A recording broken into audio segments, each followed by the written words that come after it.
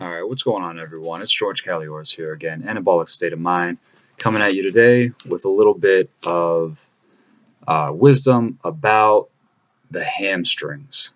Alright, I wrote a little post the other day about, or I tried to. I think my phone kept deleting it and crashing and stuff like that. It's really kind of annoying. But I want to talk about hamstrings, how they play a factor into the back pain, and what the real problem is. So first off, what am I doing right now? I'm sitting. All right. Everybody sits all day, damn near, and every day for sure. All right. I don't think a day goes by where we don't sit anymore, and we sit in a chair with a 90-degree angle. So our hips then become used to that angle, and they become locked up. All right. So you're at the 90-degree angle.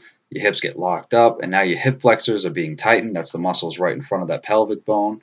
Your psoas, those internal abdominal muscles I keep talking about that nobody ever listens to, your quads, they all become tight. Your chest becomes tight because now we're sitting with our shoulders bunched forward. Our chest becomes tight. Our abdominis rectus becomes tight. And folks, it's not a good thing to do. So how do you fix that? Well, first, yeah, you can stretch those muscles all you want, but what happens is a lot of people experience soreness and discomfort in their lower back, their hamstrings, their neck, specifically behind the neck, and that's because everything in front is so tight that those protagonistic muscles now become overworked and underdeveloped, all right? The shortened muscles pull on those muscles, and what happens is that it's like a workout all day. Well, those muscles in the back now get overworked, they're uncomfortable, and basically people mistake that as pain, all right? So that discomfort then leads to these people, probably you, stretching these muscles, foam rolling these muscles, icing these muscles. And what do you do when you're uncomfortable? You sit down some more. So folks, you're leading to a very bad habit.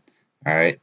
You need to understand that these muscles in the back are meant to support good posture. They're not there to be just misguided and left to fucking wither away.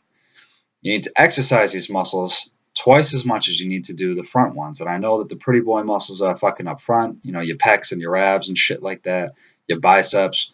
But guys, girls, women, children, elderly, whoever watches this video, you need to exercise those muscles. So what do we do for those muscles? Well, the first one I love is the deadlift. If you don't know how to deadlift, I suggest going to find Elliot Hulse and watching his deadlift series, or you can simply ask me and I'll help you through it. The deadlift is going to support everything in the posterior chain. You don't need to be a power lifter.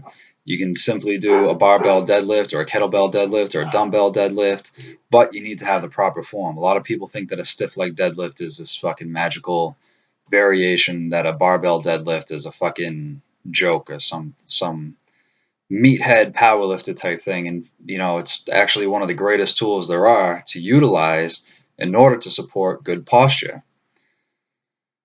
The next thing you need to do is exercise those upper back muscles, and you can do those. I like a lot of static holds for these, a lot of high repetitions, and basically hitting those muscles as if they were holding your posture upright to begin with, because that's what they do. So your rear delts, upper back, again, ask me and I can teach you.